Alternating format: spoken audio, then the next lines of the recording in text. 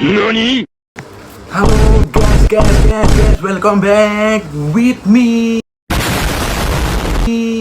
Daniel Parmonangan Sitanggam di channel yang terbaik di dunia sepanjang masa. Oke teman-teman, saya akan saya diberikan tugas di kuliah saya, yaitu tentang pengertian teori kultivasi ini. Oke, kalian sudah tahu kan dan mengenal saya. Jadi saya akan mengenalkan prodi saya, yaitu ilmu komunikasi. Saya kuliah di Universitas 17 Agustus 1945 ya guys ya. Mohon maaf. Oke, dengan NIM saya 115240158. Oke, tidak berlama-lama guys, langsung saja kita cekidot dan menuju videonya. Down.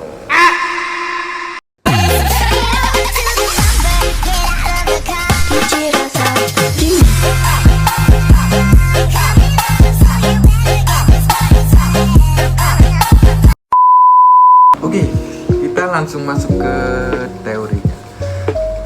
Teori kultivasi atau kita sebut cultivation theory.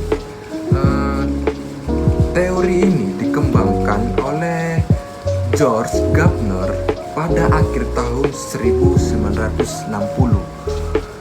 Teori ini menjelaskan bagaimana media, khususnya televisi, memiliki peran penting dalam membentuk persepsi atau pandangan terhadap seseorang di realitas sosial kita. Jadi,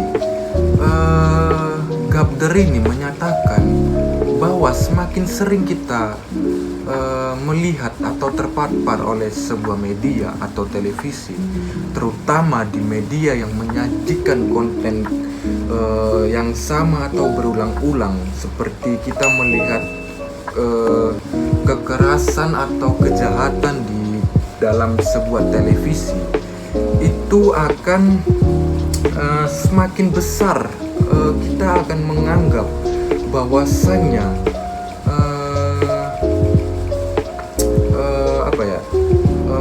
tayangan ini akan menjadi sebuah kenyataan, atau kita bisa takut akan melihat dunia di luar sekitar kita setelah kita melihat tayangan kekerasan di televisi.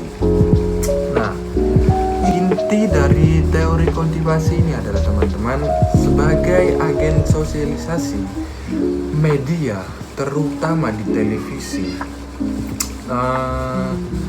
membentuk persepsi orang tentang dunia luar atau paparan jangka panjang. Efek media tidak langsung instan, tetapi efek media ini akan memberikan jangka panjang yang bersifat kumulatif, yaitu jangka panjang. Nah, jadi seseorang yang melihat tontonan kekerasan, atau kita melihat video film orang dewasa, nah itu akan membentuk persepsi seseorang terhadap di lingkungan sekitar kita.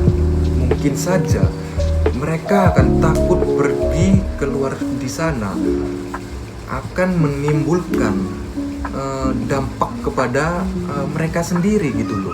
Jadi mereka takut gitu dan menganggap orang yang di luar sana akan jahat kepada kita dan akan melakukan kejahatan kepada kita. Nah, selanjutnya adalah kultivasi realitas. Kultivasi realitas adalah orang yang sering menonton televisi, atau kita sebut heavy viewers, akan lebih cenderung melihat dunia sebagai sebagai gambaran mereka yang ditayangkan media daripada berdasarkan pengalaman nyata mereka sendiri. Nah, heavy viewers ini tidak baik ya untuk teman-teman. Ketika melihat tayangan televisi melebihi 2 jam, itu sangat buruk bukan untuk kesehatan saja, dan juga buruk untuk di kehidupan sehari-hari kita. Kita akan melihat pandangan kita terhadap lingkungan kita itu akan terbawa oleh tayangan sebuah media televisi kita. Nah, itu guys. Ladies and gentlemen, we got him. Oke guys, contoh sederhananya, jika seseorang sering menonton acara kriminal di televisi, atau mungkin kita terlalu berlebihan melihat dia tayangan video film dewasa, mungkin akan mengembangkan ketakutan yang berlebihan terhadap kejahatan di dunia nyata.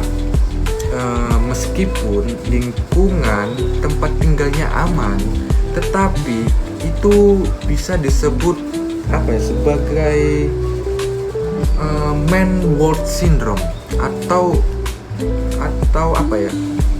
keyakinan bahwa dunia itu lebih berbahaya ataupun kejam dari kenyataan mereka gitu loh, karena sering terpapar oleh gambaran media televisi dan penuh kekerasan di dalam media. Mereka akan menyontohkan itu, ataupun mereka akan ketakutan terhadap dunia sekitar mereka. Oke teman-teman, saya akan memberikan beberapa kategori menurut George Gardner ketika kita melihat tayangan televisi. Yang pertama adalah light viewers. Nah, kategori ini adalah orang yang menonton televisi kurang dari 2 jam per hari dan memiliki persepsi dunia yang lebih dekat dengan kenyataan. Nah, ini bagus untuk teman-teman melihat tayangan media televisi kurang dari 2 jam. Itu akan membentuk atau memiliki persepsi dunia di luar sana itu baik untuk kita gitu. Jadi kita tidak kecenderungan terhadap media televisi ini. Lalu yang kedua adalah heavy viewers. Heavy viewers ini adalah menonton tayangan televisi lebih dari 4 jam per hari, atau cenderung mempercayai bahwa dunia ini sangatlah kejam bagi mereka, dan nyata yang digambarkan oleh di media televisi tersebut. Lalu penerapan modern ini, walaupun awalnya fokus pada televisi, teori ini kini juga diterapkan pada media sosial, game online, platform video lainnya atau YouTube, Netflix dan lain-lain. Konten ini dikonsumsi terus-menerus dapat mengkultivasi pandangan tertentu terhadap isu-isu seperti gender, ras, politik, kekerasan. Ketika saya lihat penerapan modern ini justru akan lebih berdampak ke depannya untuk kehidupan sehari-hari kita, karena ketika kita melihat tayangan media sosial itu adalah sebagai suatu asupan untuk kita gitu. Karena yang dimana ketika kita tidak melihat HP ataupun melihat Instagram, itu akan membuat hidup ini terasa hampa. Karena apa? Media sosial ini memberikan tayangan-tayangan yang menarik, ataupun berbagai tayangan suatu politik, kejahatan, ataupun juga memberikan tayangan video film dewasa. Nah, itu juga akan berdampak bagi mereka ataupun di bawah umur gitu. Ketika kita melihat para anak-anak juga bisa memegang HP, dan itu justru memungkinkan mereka melihat media sosial. Nah, pandangan sebuah media sosial ini kedepannya akan membentuk ataupun memberikan citra yang baik ataupun buruk gitu. Tergantung kita melihat dan menangkap suatu tayangan media sosial tersebut. Jadi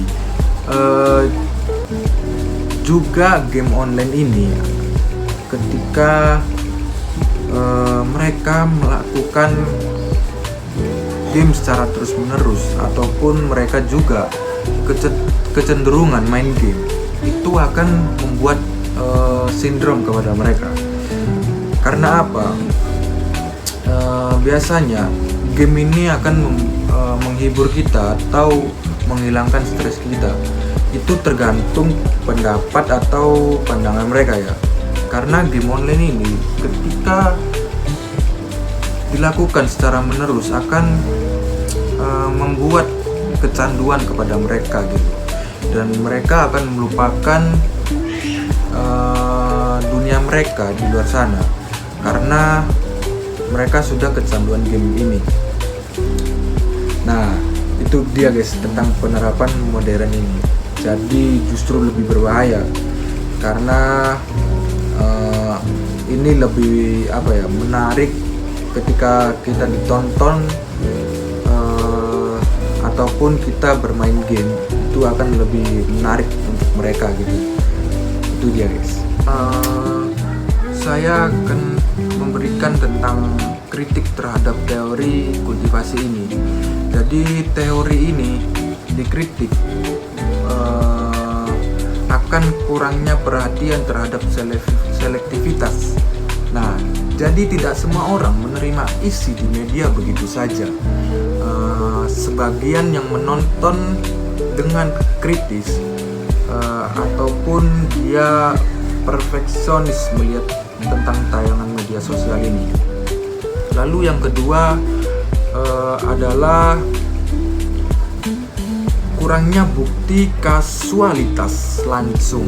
Nah, jadi sulit membedakan apakah media mempengaruhi persepsi seseorang ataupun orang yang dengan persepsi tertentu yang memilih media tertentu. Nah, lalu yang ketiga adalah perubahan teknologi. Jadi, masyarakat kini tidak hanya pasif menerima media seperti pada zaman televisi yang dulu. Jadi, akan tetapi juga aktif memilih dan berinteraksi melalui media sosial yang sekarang. Nah, oke, jadi relevansi akademik dan penelitian teori ini sering digunakan dalam studi media dan budaya, komunikasi massa, lalu ada psikologi media, kajian gender dan stereotip, lalu ada penelitian tentang kultivasi telah berkembang misalnya dengan melihat pengaruh representasi LGBT, lalu di media stereotip gender dalam iklan, rasisme dan xenofobia dalam film dan berita. Nah, jadi kesimpulan dari teori kultivasi ini adalah bagaimana media, peran media terutama di televisi dan kini juga media digital membentuk cara pandang masyarakat terhadap realitas sosial. Lalu terutama melalui paparan yang berulang dan jangka panjang, teori ini tetap relevan dalam konteks saat ini, di mana kita dibanjiri konten visual yang dapat secara perlahan mempengaruhi persepsi kita dan orang lain. Nah, nilai, bukan perilaku kita terhadap dunia.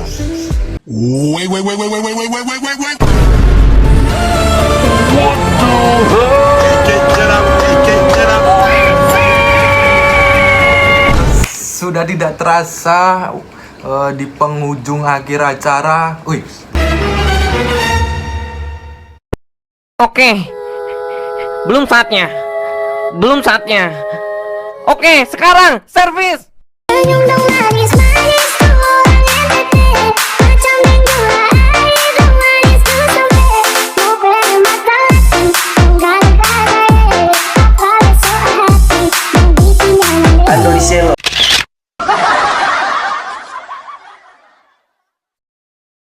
Dan oke, terima kasih teman-teman telah mendengarkan presentasi saya. Semoga kalian sehat selalu di mana kalian berada. Tetaplah hidup dan menjadi kuat. See you again. I wonder how we can